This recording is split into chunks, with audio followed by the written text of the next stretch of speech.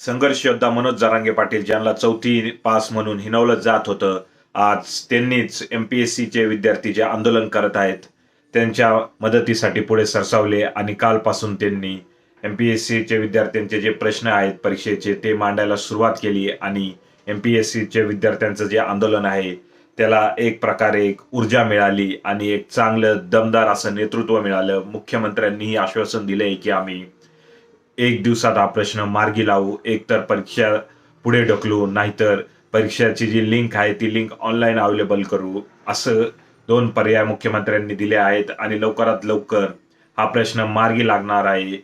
एमपीएससीचे विद्यार्थी शांततेच्या मार्गाने आंदोलन करत होते, परंतु पोलिसांनी हे आंदोलन मोडण्याचा प्रयत्न केला. 11 जणांवर थोडेफार कलमही टाकले, परंतु आता ते कलमही मागे घेणार आहेत असंही बोललं जात आहे मुख्यमंत्र्यांकडून. त्यामुळे बघायला लागेल आता आजच्या दिवसात काय होईल ह्या घटनेकडे.